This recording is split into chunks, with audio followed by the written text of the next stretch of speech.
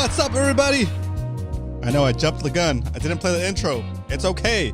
It's okay. We're still doing this. Welcome to Fishy Hour. It's Wednesday, and it's time to talk about fishing, to catch up, kick your feet up. It's past the middle of the week, hump day.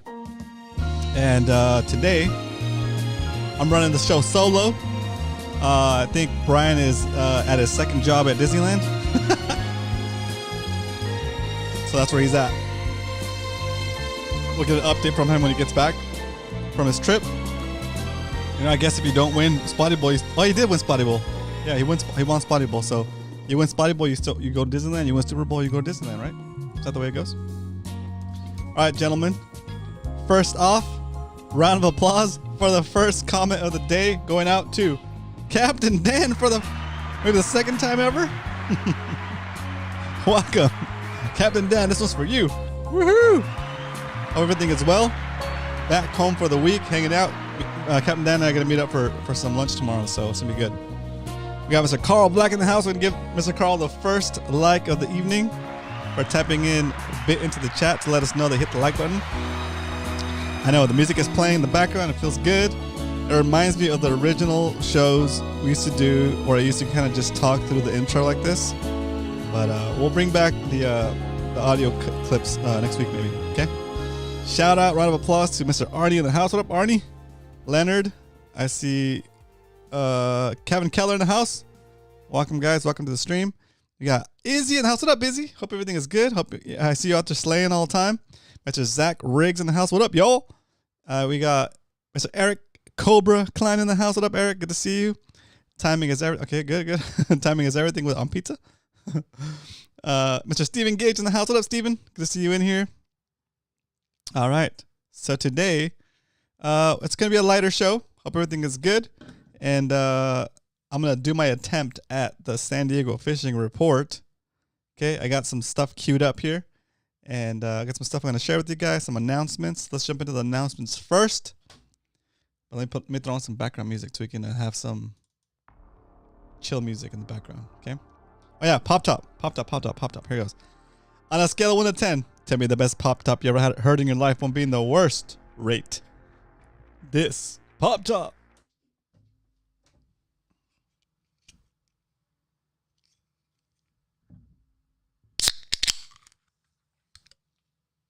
All right. Cheers, everybody. Let me know in the chat what you're having tonight as a refreshing beverage. Whew. I was trying to stuff my face right before the show. I was eating and I lost track of time.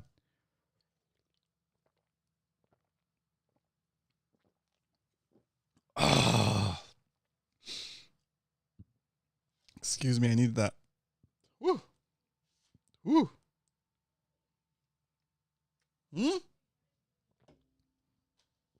I realized a couple weeks ago, actually last month, that I cannot have coffee after 2. I'll be awake all night. just laying in bed, having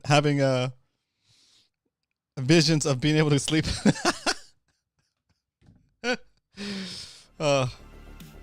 Hopefully it's decaf, Captain Dan. Hopefully it's decaf. All right.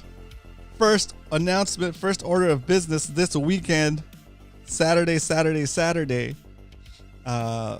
Some of us are gonna be out going to the Catalina Island, launching from and around Dana Landing. I think the Judge is coming. Judge, are you going? Oh, there's Judge. Good to see you in here, Judge. Judge, are you going this Saturday? And if so, is your boat full? Warm milk from the source. Let's go. Fresh one. Nice, dude. Nice. I like it. Cool. So there'll be at least 2 boats going. I'm gonna be riding with Carl, Leonard, and Salty, and we're gonna make our way to Catalina Island.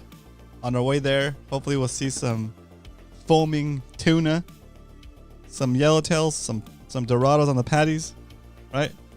If not, then we're gonna fish the island for calicos or whatever's around the island. Oh, Steven's going with you? Awesome. It's gonna be good then. It's gonna be fun. And then from there, we're gonna fish around the islands to make the best of it. I don't even know if we're gonna dock, right? But if we need supplies, I guess we stop and get supplies, get gas or whatever. And then we're gonna make our way back kind of early in the day, so that we can stop on patties or any tuna activity on the way back. So we're not gonna be going until nighttime, hopefully. And plus the days are long right now, so it should be good.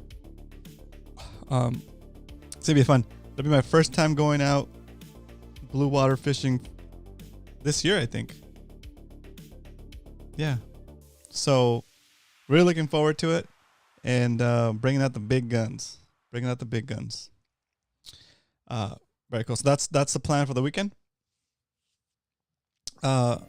Doing Sunday on the Pursuit. Oh, there you go. That's gonna be a good one too. Is anybody else set up to go on a charter this weekend? Let me know in the chat. Another announcement that I needed to make was, a while back we did the CCA Apps and Taps event, and we thought we were gonna get some swag bags and as part of the VIP table ticket. We didn't end up getting swag bags. So what I did, they gave us a refund, a $25 refund for your $100 fee.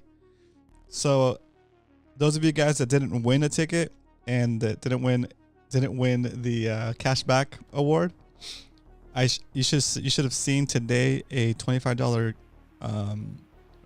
refund come through on the same payment that you used to get the ticket in the first place. So if you use your credit card, you'll see a $25 credit go on that card.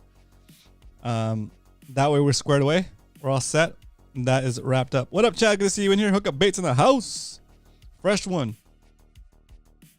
Good. So those are the basic things that I wanted to cover today. And it's been a while since I've seen Coach in here. Hope Coach is doing well. I texted him a couple of times. He seems to be doing okay. But yeah, hopefully you guys got the refund I sent you guys. And let's see what else. I think that takes care of most of the announcements. If you guys know of any tournaments that we should be promoting, any outings that you guys want to share, let me know in the chat, and we'll give it a little bump. We'll give it a little we'll share it out, because I think this show has become a good venue ever since SDFishing.com kind of went away. I feel like the fishing community is kind of a little bit discombobulated, right? So if you guys see people doing cool stuff out there, like setting up a tournament, doing an event for anglers, kayak fishing, boat fishing, whatever, something you guys think we should promote or help spread the word on, reach out to me via Discord or on Instagram, and we'll make sure and announce that stuff during the announcements part of the show. Because it's a win-win, you know? Like I remember when we started the show, there wasn't that many things for spotty fishermen to do. You could shore fish, you could kayak fish, but there wasn't very many tournaments going on. Every once in a while, we used to have it's still happening. We used to have the once a year Toys for Tots tournament where you fish for spotties. That was pretty fun. That was really fun. But after that, that was pretty much the one big fishing event that we had for the year. And then every once in a while, I think SBS, it's called San Diego Bass Series, would have one series in the bay where they would allow like 25 kayaks or something like that. And those are pretty fun too. Anyone fishing the SoCal Surf Bonanza? See what I'm talking about. What is it? What is this SoCal Surf Bonanza, Kevin? Tell us about it. And we'll give him a little plug, and we'll look it up. Let's see. SoCal Surf Bonanza. SoCal Surf Bonanza.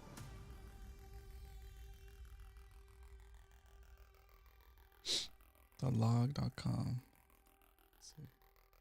I'm gonna bring it up on the screen, guys, just so we can look at it. Okay, SoCal Surf Bonanza.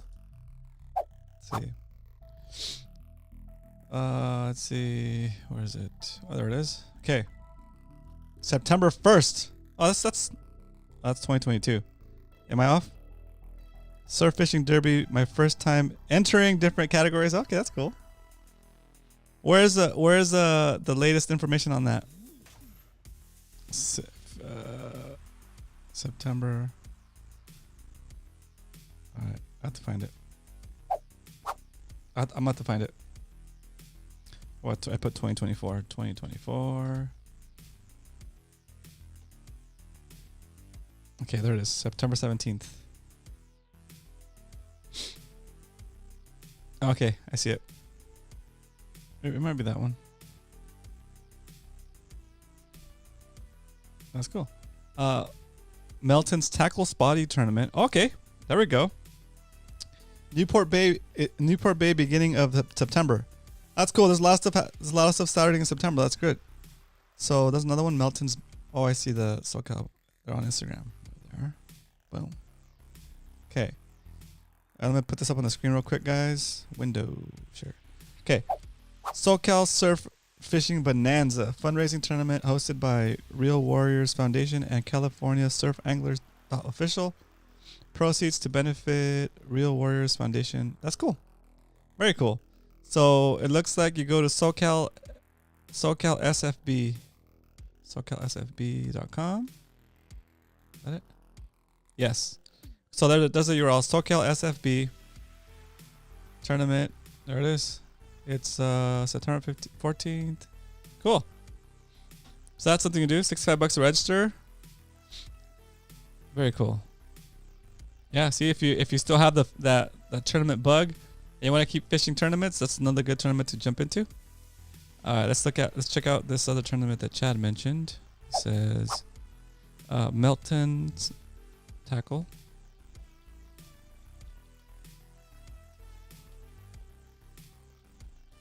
Spotty Tournament. Let's go. Tournament 2024. Let's see.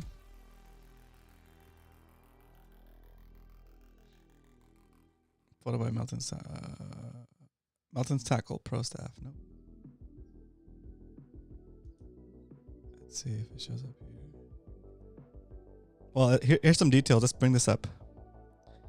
Let's see. We have Melton's Tackle Newport. It's a tackle shop in Newport. They're saying here is the sponsor list for our 2024 Melton's Tackle Spotted Bay Bass Tournament.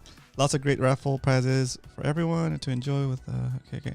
Main entry is $20. Okay, with a $5 side pot. Okay, perfect.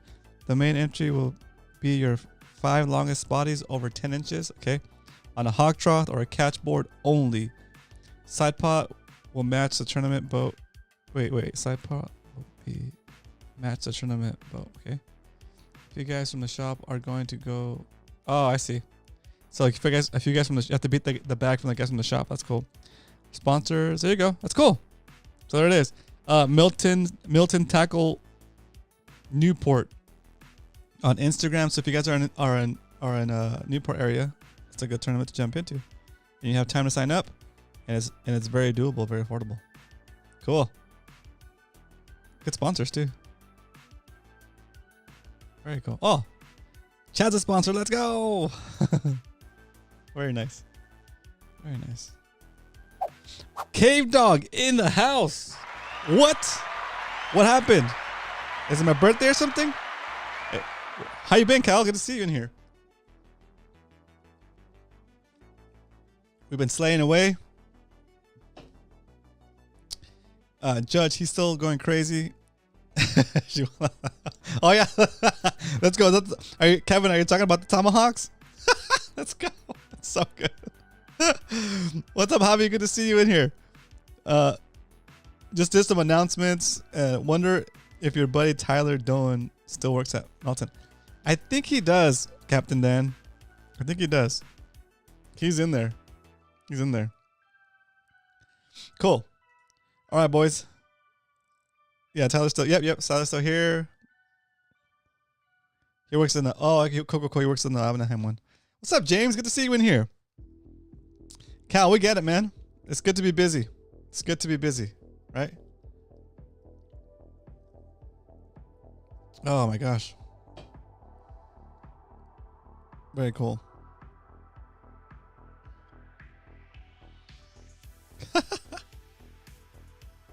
That's cool. All right. So let's do my attempt at the San Diego fishing report starting right now. We've seen you out on the... Wait, that's not it. What's going on over here? I found it. It's this one. Get ready. Here comes this week's San Diego fishing report. How do I do that intro justice? Here we go. We're over here on San Diego Fishing Reports.com, catching the reports for today. Let's see. Oh my God, that's a nice white sea bass right there. Let's see. This is a great surprise last night on these quality exotic white sea bass. Red Rooster. Oh, by the Red Rooster crew. Okay, Red Rooster 3. Chris and George with a couple of nice fish. Okay, that's a big fish right there. I've always thought like when you look at the tail of like a big white sea bass or like a big halibut, the tails to me always look like so prehistoric, dude. Like it just looks unreal. It looks like it's like a dinosaur. Yeah, pretty cool. Okay, still slaying over here. Still got American Angler. Got, let's see, some tropical bluefin tuna.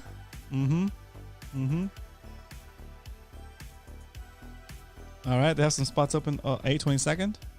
No, that's a good tuna. Right? That's a good quality tuna right there. I'll take it. Good eating. This is Team Searcher in the house. Dropping yellow tails. Look at this one. Larry Lopez's Big Fish or Bust Charter. That's a lot of tuna.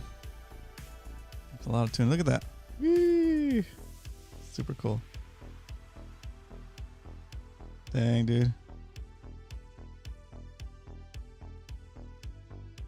Wow. Crazy. Yeah, Kevin. Exactly. And those halibut when they snap, dude, it's like you hear their teeth. That's pretty scary. Okay, so it's looking. I mean, it's the bite is hot, man. The bite is looking good. Look at this one, bluefin tuna, 220 pounds of bluefin tuna right there. Bang, dude, it's crazy. It's got the big enough gear to handle those fish. It's pretty intense. Okay, let's see over here. Nice Ranger 85 checks in with a couple of some bluefin tuna, some yellowfin tuna. Where are these?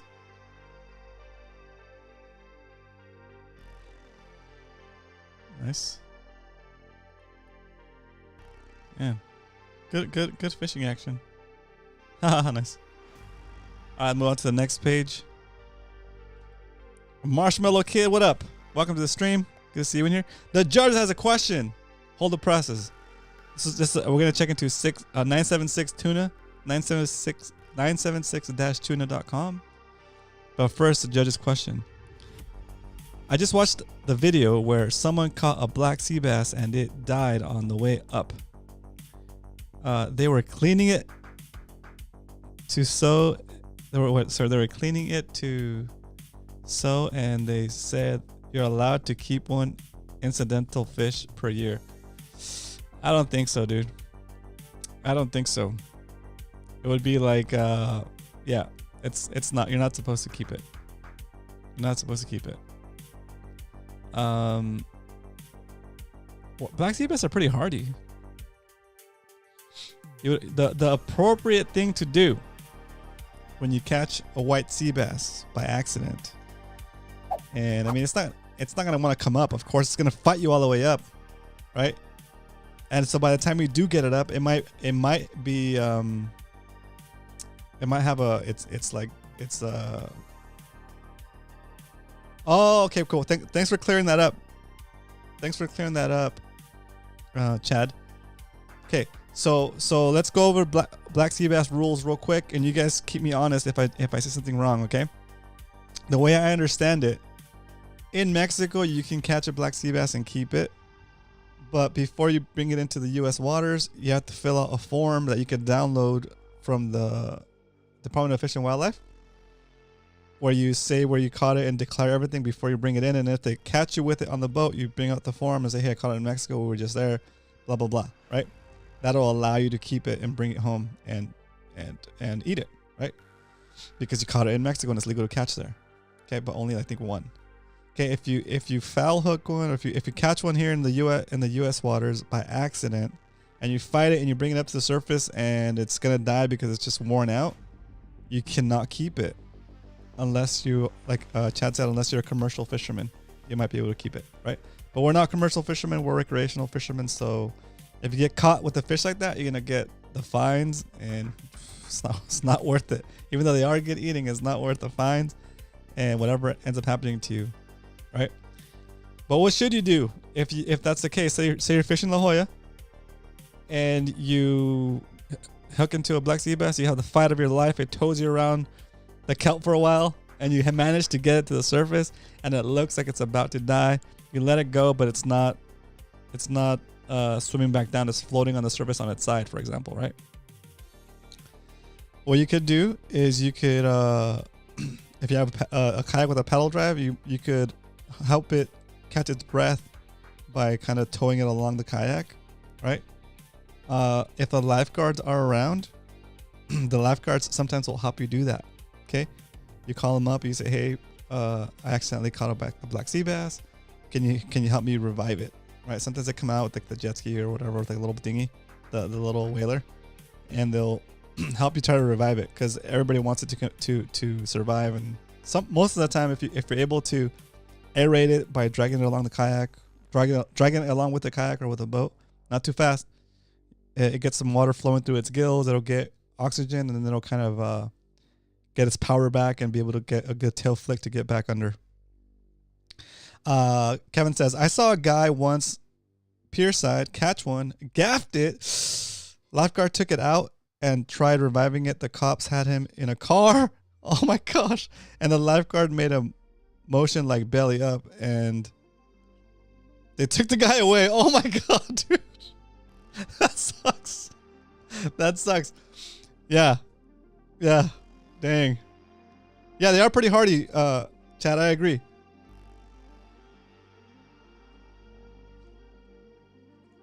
Yeah, I think they're hardier than you think. But like, think about it. They fought you all the way up and they're gassed out. So even though it could seem like they're gonna die, just try reviving them with that motion.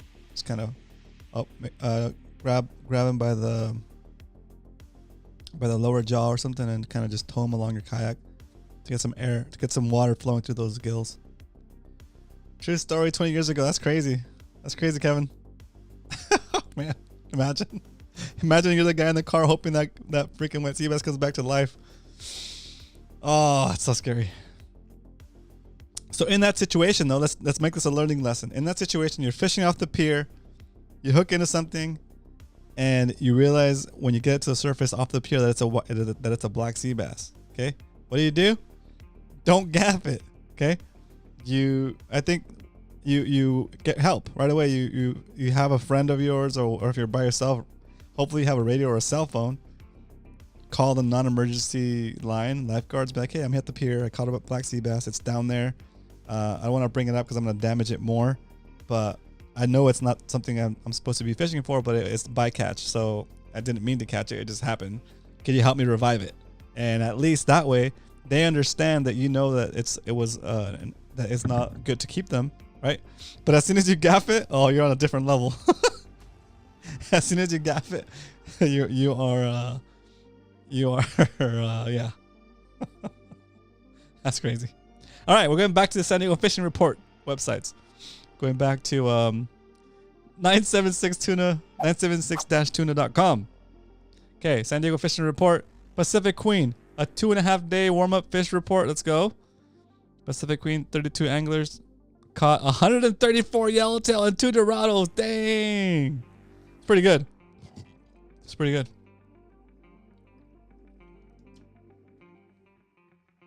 Okay, the dolphin wrap-up fishing report. Let's see. The dolphin with 50 anglers, half day.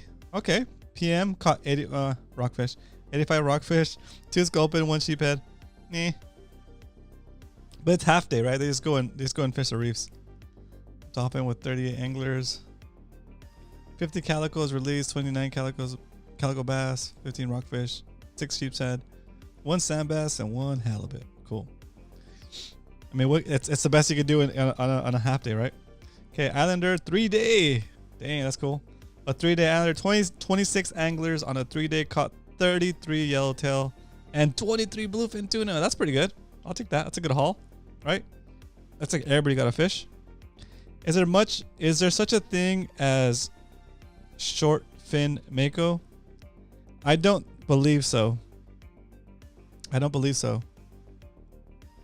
I think it's just a mako. Did you catch one?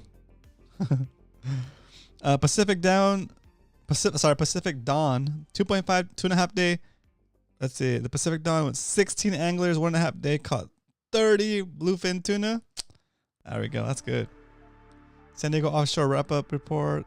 22 anglers, 88 yellowtail. Okay, that's good. Yeah, the fish are in, guys. The fish are in. So the 1-day trips is what I'm interested in. Okay, so the 1-day trip departing. Okay, 1-day trip. Okay, that's just the new boats going out. All right.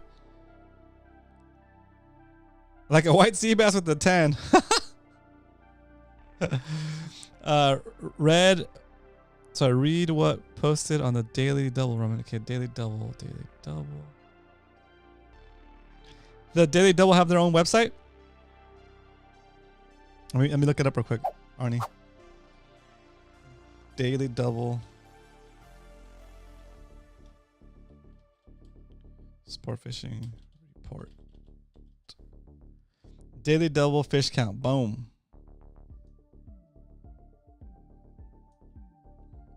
Oh, okay. Bringing it up.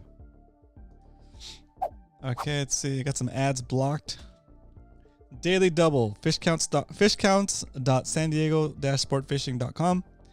And it says the Daily Double today. Yeah, today. A half day. 13 anglers, 2 rockfish, 1 calico sheephead, and 27 barred sand bass.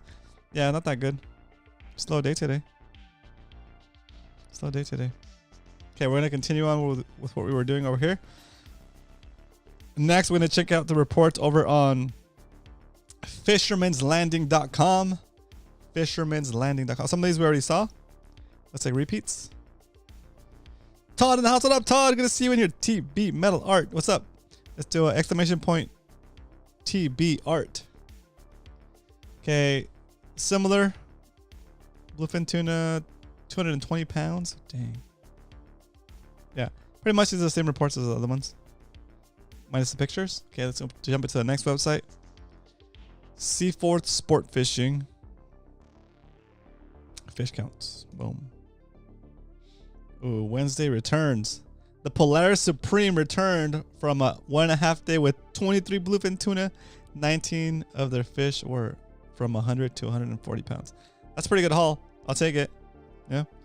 For a 1.5 day. Fun times. The new Seaforth AM half day ending their morning with 5 yellowtail. Okay. That's not bad for a half day. 5 yellowtail.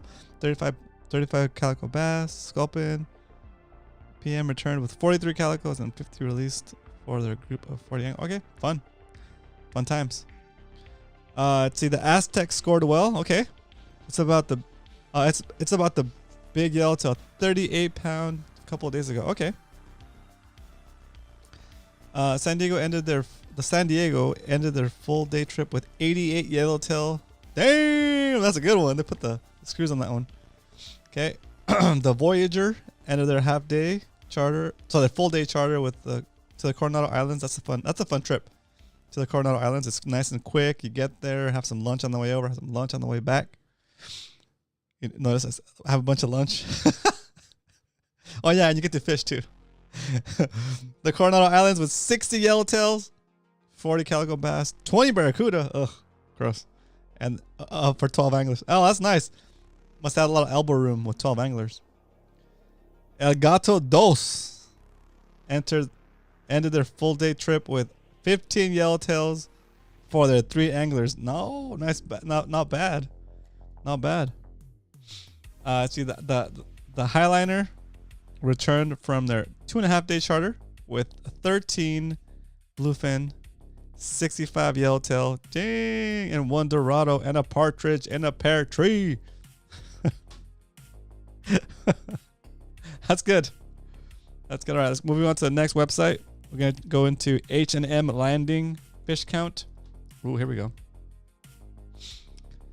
12 boats, 13 trips, 341 anglers came back with 374 yellowtail, 121 rockfish, 68 bluefin tuna, 50 calicos released, 39 kept, 27 sand bass, 21 barred sand bass, 21 sand bass, okay, 9 sheephead, 2 dorados, 2 sculpins, and 1 halibut.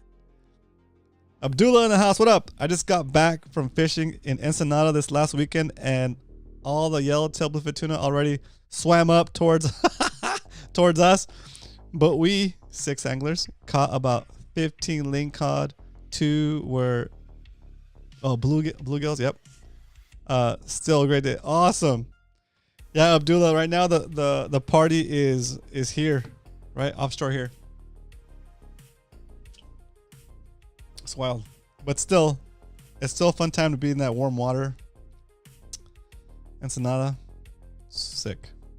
All right, is that all we got?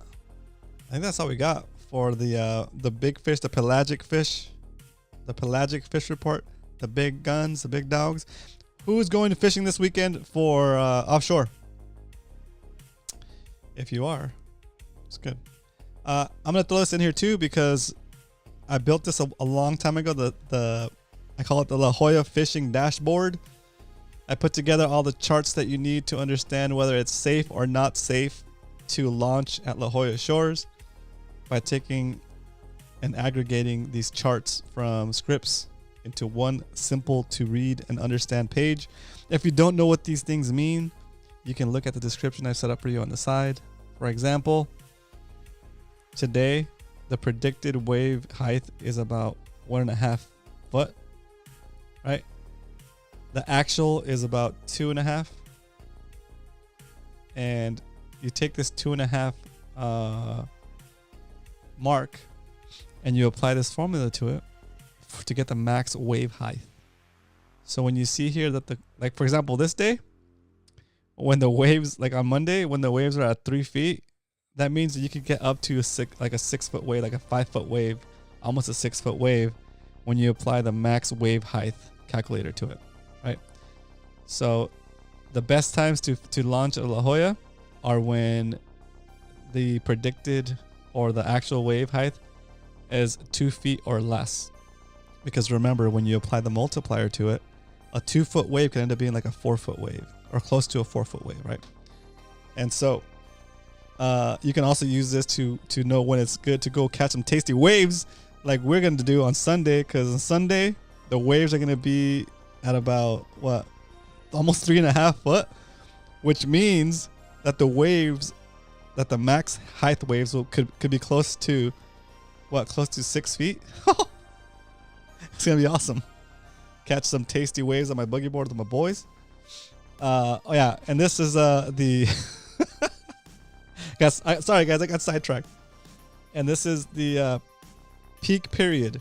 This tells you about how much time you have between wave sets. Okay. Yeah, and then this one tells you how much time you have between waves on average. Okay. So for example, as stated here, you want your wave peak period to be more than 10 seconds because that's going to give you time to jump in your kayak, start pedaling, and build momentum to be able to punch through the first couple of waves that are going to hit you on your way out. Okay? If the waves are coming too fast and furious, like under 10 seconds, then it's going to be really difficult to get out and not get just pummeled. Okay? So you want low waves and long peak periods. Okay? Also, you want long average times between waves because that means that they're not stacked back to back to back. Okay. But yeah. And we just added a couple of things over here to like, so you know where it's okay to fish and where it's okay not to fish, right? The MPAs, you can't fish in those. And if you ever wanted to look and learn how to actually launch on La Jolla, you can watch this video. And if you want to catch some tips for fishing La Jolla from the man himself, the master himself, the sea samurai, Kevin Nakata, you can watch that video here on the right. It's a really good video. We interviewed him for the show a long time ago, and he gave up all his secrets on how to catch yellowtails and stuff in La Jolla. Okay? What do you think about that? Zach's got a question. He says, what is y'all's favorite setup when going for tuna? Which knots and test do you use? Great question. Cal with a great answer. Depending on the size of the fish, I'm using 40 pound to 80 pound and 100 pound setups. I think Cal is right. You got to go with like, for this weekend, Zach, are you going with us this weekend? I'm going to take an 80 pound setup and a 40 pound setup and hope that I don't catch a 100 pound fish. Because yeah, those fish are strong, but you can make it happen. Make it happen. Let's see, I'm gonna go back to the main screen here. Boom. We forgot the most important part of the fishing report. If you're gonna be fishing for spotties, do you guys believe in this? What is it called? Barometric pressure, and whether it affects the bite. I'm curious to hear what Chad thinks about this thing. When the pressure of the atmosphere goes up or down, the barometric pressure, when it's rising, they say, or it's this according to this chart, the fish bite better. Like the fish are more trying to eat, right? So very good. And then when the pressure is stable, it's like it's okay. It's not that great, but it's not that bad either. But when the pressure is falling, the fish are not as eager to bite. The bite is not as hot. Okay, so let's see what the weekend pressure prediction says. Let's see. Can they predict it that far out? Oh, interesting. Yeah, so it should be pretty good. It should be a pretty good bite according to this thing. Man, this ad is huge. There we go. It should be a good bite this weekend. The pressure is at a good point. Atmospheric pressure, is that what it is? Or I thought it was barometric pressure. Anyway. It's best used as a good excuse for when you can't catch anything. Yes. I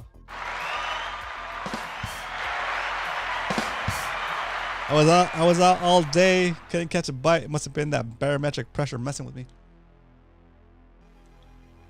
That's hilarious. That's so good. Oh gosh. All right. I think that covers most of the fishing report stuff that we need to do. Yeah. I think it does. Okay. Yeah, it does. All right. Let's go over the knots. Okay? The Knott's Berry Farm. My favorite knot for joining my braid to my leader, whether it's 10 pound line or 80 pound line, is the FG knot. It is a great knot. Okay, it is gonna be the least bulkiest and the best holdiest.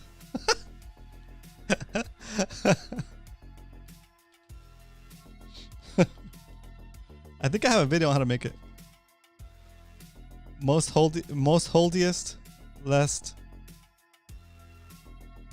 breakiest. Do I have a San Diego Jam Knot video? I don't even think I have an FG Knot video, but there's a bunch of FG Knot videos if you just check on YouTube. It's like a Chinese finger trap on a strand of your leader, and the harder they pull, the more it pinches into it, and it just becomes like fused into the the braid, or sorry, into the leader, whether it's mono or spacing out or floral, right? And I watched this like 30 or 40 minute video on YouTube where this guy takes like he's got 5 gallon buckets of water, and he ties a knot. Like he's got like an A-frame going up, and like he's got the thing there, and he ties every single knot that he knows that are joining knots. And the one that performed the best was the FG knot, right? And that's way more science than I'm willing to do. So I decided to learn that knot, and that's the knot I'm sticking with. I know Chad uses FG knot. Yeah, Chad uses FG knot for a connection knot. So also once I heard that, I like confirmed my bias for the FG knot, and know that that's the way to go. like once I learned that Chad also did the FG knot, I was like, all right, cool. Then yeah, it should be a good knot. He fishes a ton, you know. So it is difficult to tie. I'm not gonna BS you. It is difficult to tie. The way I tie it, it's a little bit weird, but I take out enough of the braid from the rod, probably like a rod's length of braid, depending if I'm tying it standing up or sitting down in my kayak. Let's say I'm sitting down in my kayak, I'll take a rod's length of braid out from the tip of the rod. I'll lay the rod down so the tip is away from me and the base is close to my seat or under my seat. And then I take the strand of braid, I hold it with my teeth, and it's basically just creating a straight line between my teeth and the tip of the rod. And that gives me enough tension so that strand stays straight. Then I use the whatever leader you're going to use, I put that across, and I kind of start weaving it back and forth. I like to do 21 weaves, which sounds like a lot, but all you're doing is taking say this is the tag end of the leader. Just take the tag end of the leader, wrap it around that way, and then wrap it around this way, and then wrap it around that way. And you basically like braiding it back and forth on the main line. And then once I get to 21 wraps, it's creating basically the little things that are gonna cinch up when you tighten it up. I do like a double knot at the end, a double overhead knot at the end to keep it from slipping out.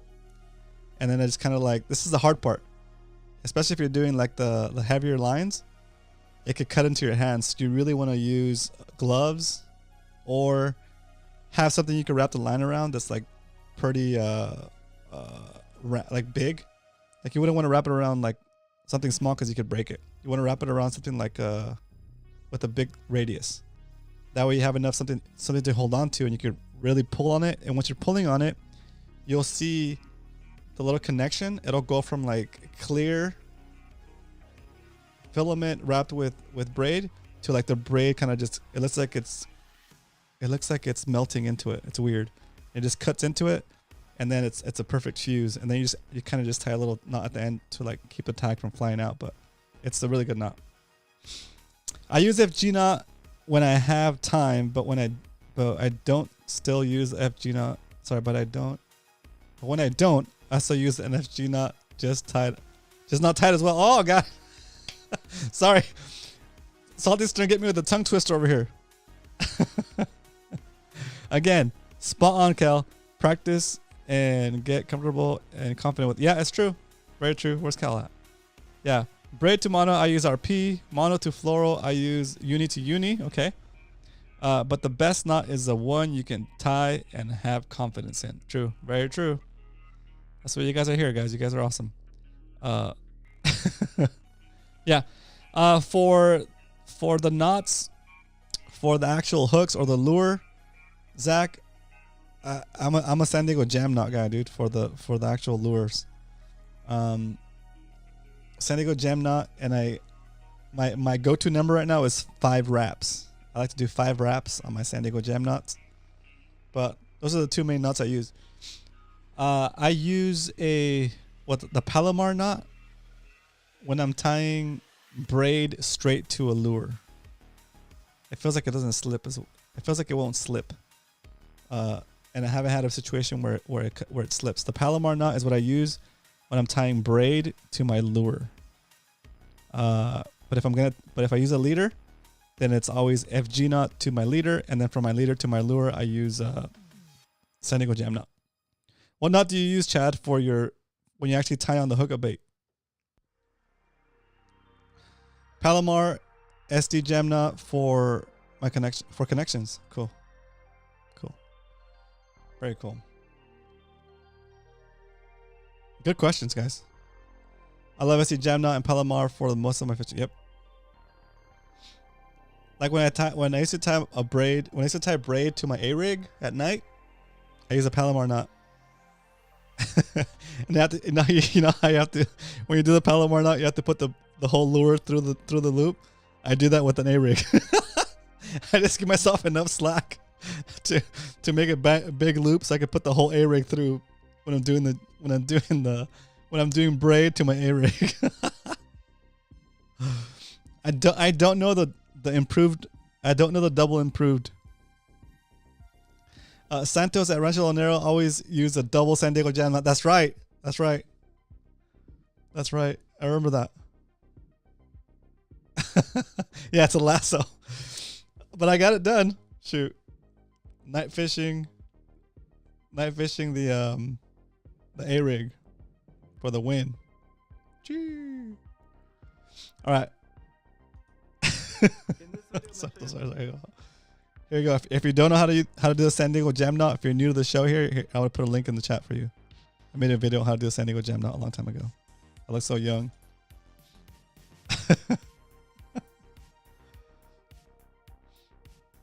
Let's see over here. Oh, these little things are cool. Hold on, let me show you this. Quick, wait to share.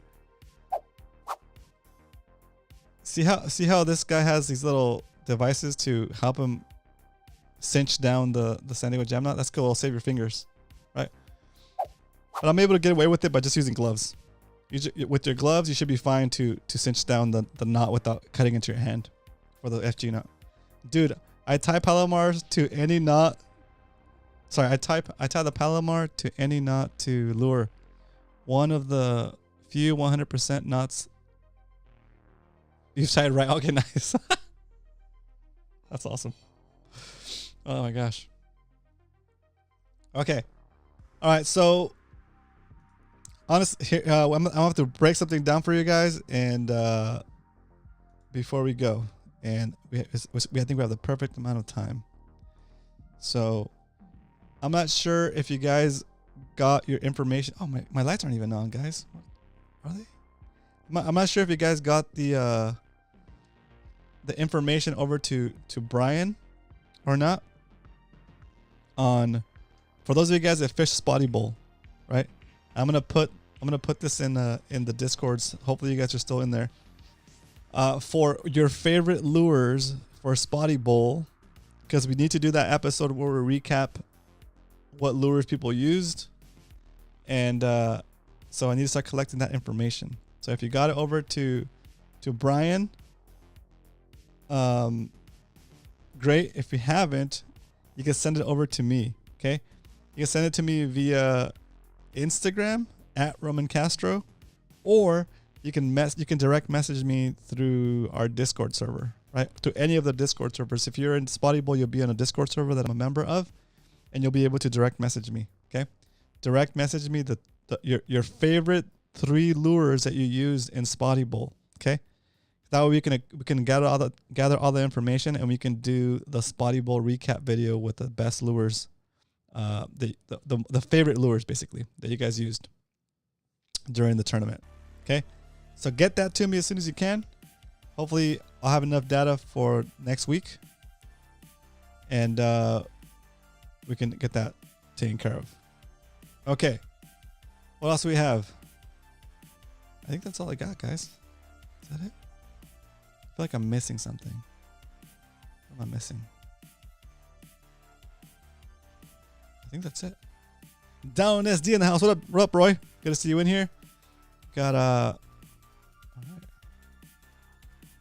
Yeah, I think that's all I got, guys. That's it. I'm gonna let you guys go 10 minutes early.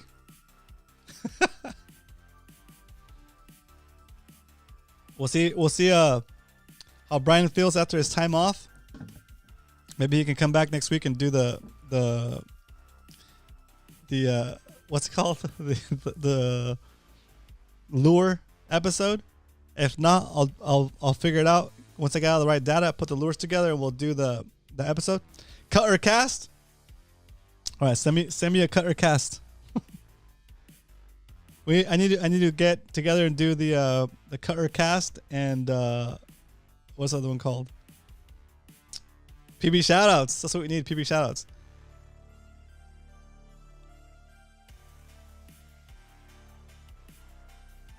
Yeah, short. Yeah, exactly. Short show because Brian isn't here. Okay, we need Brian back here.